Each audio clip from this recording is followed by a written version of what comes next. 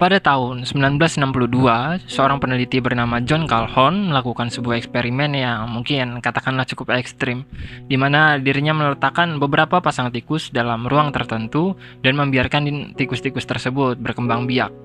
Beberapa kebutuhan mendasar untuk tikus itu sendiri sangat amat tercukupi, seperti makanan dan minuman. Namun, lambat laun ketika katakanlah tikus tersebut sudah bereproduksi dengan sangat amat banyak, kemudian dapat ditemukan beberapa perubahan dalam bentuk kebiasaan yang dilakukan oleh para tikus tersebut. Kali ini kita akan membahas eksperimen tersebut yang disebut sebagai Universe 25 atau kegagalan utopia tikus.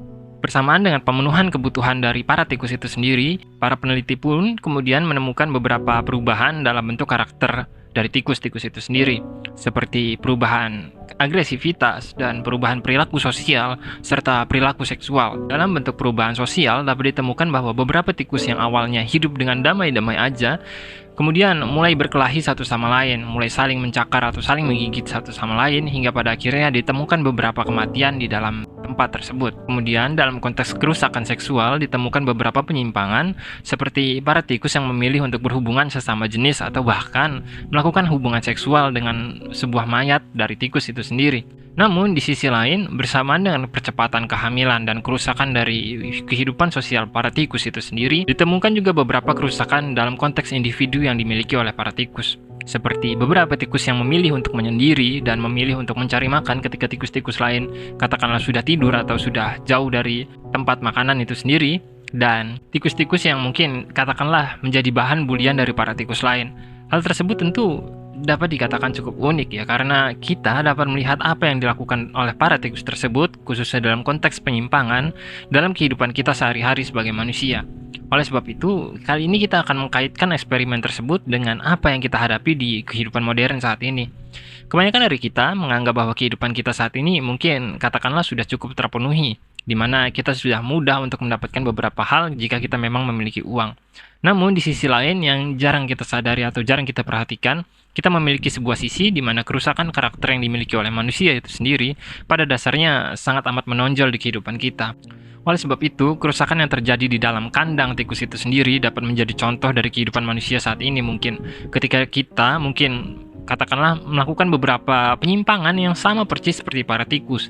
Kita melakukan penyimpangan seksual, kita melakukan beberapa penyimpangan sosial, kita melakukan beberapa penyimpangan individu dan beberapa hal lain yang katakanlah ya nggak ada bedanya gitu.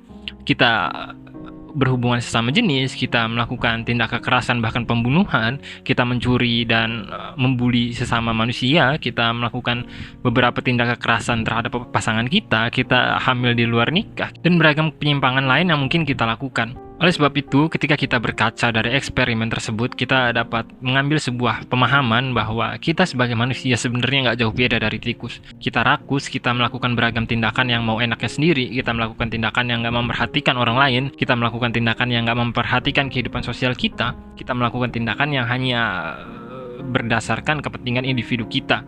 Oleh sebab itu, tikus-tikus itu sendiri dapat menjadi contoh dari rusaknya kehidupan modern saat ini. Namun, yang sangat disayangkan ketika kita kembali ke eksperimen tersebut, kita akan menemukan sebuah fakta di mana kejadian-kejadian seperti kerusakan sosial tersebut terjadi ketika overpopulasi terjadi. Ketika kandang dari para tikus itu sendiri sudah sangat amat dipenuhi oleh tikus-tikus atau sudah dipenuhi oleh kepadatan dari penduduk tikus itu sendiri. Tapi kalau kita berkaca di kehidupan manusia ya semua belum separah itu gitu. Overpopulasi kita ya nggak separah yang mungkin akan datang di suatu saat nanti gitu. Dengan kata lain ya populasi kita dapat dikatakan masih terjaga, masih sekitar 8 miliar dalam artian ya masih cukup lah, nggak separah-parah amat meskipun udah buruk gitu. Tapi kita udah melakukan kerusakan yang katakanlah udah semasif ini, kita udah melakukan beragam penyimpangan yang katakanlah udah serusak ini, dan hal tersebut tentu menjadi bukti bahwa kita justru lebih buruk dari tikus-tikus itu sendiri. Di sisi lain, kita ini bukan tikus gitu. Di sisi lain kita ini bukan hewan. Kita ini manusia yang memiliki akal, kita memiliki rasionalitas, kita memiliki harapan, kita memiliki perasaan, kita bisa membentuk masa depan kita itu seperti apa. Kita dapat merencanakan esok hari itu ingin kita bangun seperti apa. Tapi pada faktanya justru kita gagal mengendalikan hasrat dalam diri kita gagal mengendalikan kebebasan kita justru terlena dengan beragam kemudahan atau kemajuan yang ditawarkan oleh zaman, hingga pada akhirnya kita dipertemukan oleh keadaan-keadaan yang gagal kita kontrol, seperti keadaan sosial yang berantakan, keadaan sosial yang kacau balau, dan pada akhirnya nanti yang menerima impact-nya juga diri kita sendiri, yang akan rugi pun pada dasarnya diri kita sendiri, bahkan keturunan-keturunan kita, mungkin generasi selanjutnya yang justru akan merasakan beragam kepedihan atau penderitaan yang jauh lebih ekstrim dikarenakan kerusakan-kerusakan yang sudah terlanjur terjadi di kehidupan sosial kita. Tikus-tikus itu sendiri sebenarnya mampu menjadi contoh bahwa jika kita gagal mengendalikan kesadaran atau nilai-nilai kemanusiaan kita bahkan bisa jauh lebih buruk dari hewan. Kita bahkan bisa jauh lebih buruk dari iblis itu sendiri karena kita melakukan beragam kerusakan bahkan dengan akal dan didorong dengan rasionalitas kita dapat melakukan apapun, kita dapat memungkinkan untuk melakukan tindakan atau memantik sebuah kerusakan yang sangat amat masif dan merugikan bukan hanya satu orang namun banyak orang gitu. Ketika seekor tikus berkelahi, mungkin yang terluka mungkin akan hanya satu orang gitu karena mereka akan berkelahi secara individu. Namun ketika seorang manusia berkelahi, mereka dapat mengajak satu kawanannya atau satu komunitasnya atau satu kampungnya lah anggaplah. Hingga pada akhirnya korban yang berjatuhan pun cukup ramai gitu. Apalagi jika konteksnya diperluas, yakni negara atau bahkan benua seperti yang kita temui dalam Perang Dunia Pertama dan Perang Dunia Kedua serta perang-perang lain yang mungkin terjadi dalam kehidupan kita. Sebenarnya kalau ditilik lebih jauh atau berusaha kita dalami eksperimen tersebut, kita akan menemukan sebuah fakta bahwa manusia sangat amat disayangkan belum dapat dikatakan menyentuh titik terbaik dari perkembangan yang dimilikinya. Kita hanya terpaku pada teknologi-teknologi, kita hanya terpaku pada apa yang dapat kita lihat dan apa yang kita rasakan untuk memicu rasa senang kita dan rasa kebahagiaan kita. Kita lupa bahwa tujuan kehidupan itu sendiri sebenarnya bukan nilai-nilai kebahagiaan gitu. Kebahagiaan itu bukan sebuah nilai yang dapat dikatakan objektif. Kenapa? Karena ya kebahagiaan kita ya relatif gitu. Kebahagiaan Anda dan kebahagiaan saya mungkin adalah sesuatu yang berbeda gitu. Nilai-nilainya dan patokan-patokannya juga mungkin adalah sesuatu yang berbeda. Oleh sebab itu, sebenarnya nilai dari kebahagiaan itu sendiri nggak bisa diletakkan sebagai tujuan hidup manusia. Justru ketika kebahagiaan diletakkan sebagai tujuan hidup manusia itu sendiri, maka yang lahir adalah beragam kerusakan demi kerusakan karena orang-orang akan berlomba-lomba melakukan kebahagiaan atau menggapai kebahagiaan itu sendiri. Hingga lupa bahwa di sisi lain dunia atau di sisi lain kemanusiaan ada orang-orang yang terlunta-lunta, ada orang-orang yang membutuhkan pertolongan, ada orang-orang yang membutuhkan uluran tangan, yang masih kelaparan, yang masih nggak punya rumah, yang masih menangis di malam hari, dan masih membutuhkan pertolongan kita. Namun ketika kita hanya memikirkan tentang kebahagiaan dan kebahagiaan, ya kita nggak akan pernah bisa mikir ke sana gitu. Kita nggak akan pernah bisa merenungkan bahwa kita sebagai kemanusiaan itu adalah satu tubuh yang utuh. Kita sebagai kemanusiaan itu adalah satu bentuk yang seharusnya berjalan bersama menuju masa depan untuk membentuk kehidupan semakin menjadi baik gitu. Jika dikaitkan eksperimen dari tikus itu sendiri mungkin akan mirip dengan apa yang sering dikatakan sebagai keadaan baik menciptakan orang-orang lemah gitu. Ketika keadaan katakanlah dibentuk oleh orang-orang yang kuat untuk menjadi baik, kemudian keadaan tersebut menjadi baik dan keadaan baik tersebut justru menjadikan atau melahirkan orang-orang lemah. Sebenarnya ada kecacatan logika dalam kutipan tersebut atau dalam frasa tersebut di mana katakanlah keadaan baik membentuk orang-orang lemah.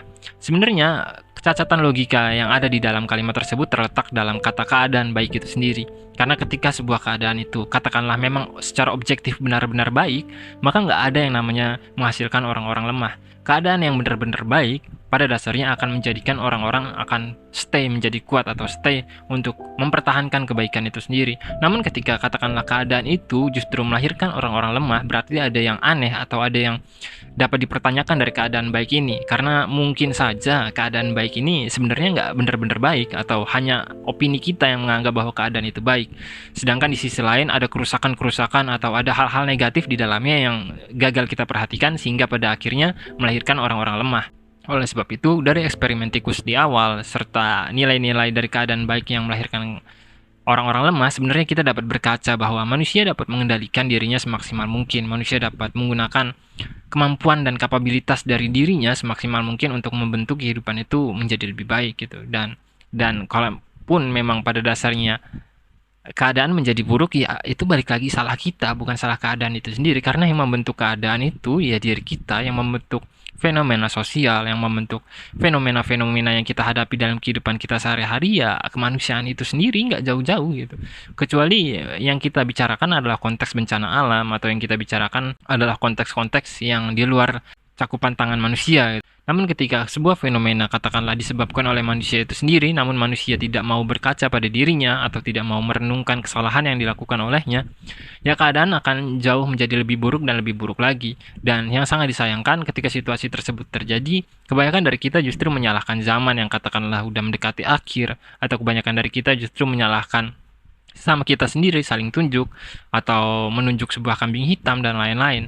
Itulah mengapa sangat disayangkan dan sangat amat menyedihkan ketika peradaban yang sudah menyentuh di abad 21 ini, kita belum menemukan sebuah titik terang dari kemanusiaan itu sendiri yang seharusnya bisa dibentuk semaksimal mungkin oleh kita. Oleh sebab itu, jangan sampai sebuah masalah itu terjadi terlebih dahulu barulah kita merenungkan bagaimana jalan keluar dari masalah tersebut.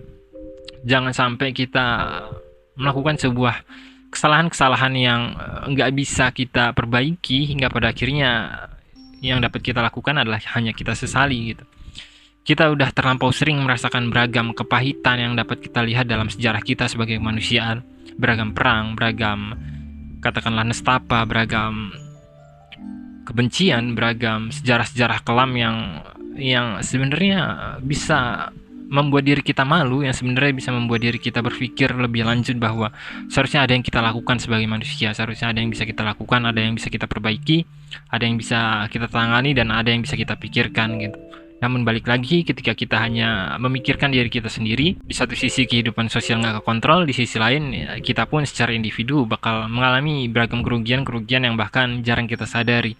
Mengapa demikian? Karena ketika situasi sosial kita katakanlah rusak karena nggak dikontrol atau dikontrol semena-mena oleh pihak tertentu, maka kita akan merasakan sebuah keadaan-keadaan ganjil di mana perasaan dan pikiran kita pada akhirnya akan terganggu. Hal tersebutlah yang kemudian melahirkan beragam gangguan kesehatan mental yang mungkin dirasakan oleh anak-anak muda pada saat ini. Ketika mereka gagal memahami kenyataan itu sendiri seperti apa, ketika mereka sulit untuk mencerna realita yang benar itu seperti apa, pada akhirnya mereka nggak tahu identitas dirinya itu seperti apa gitu. Pada akhirnya mereka kebingungan ada di dunia ini seperti apa. Seperti beberapa tikus yang katakanlah menyendiri dan hanya berani untuk makan ketika tikus-tikus lain sudah tidur gitu.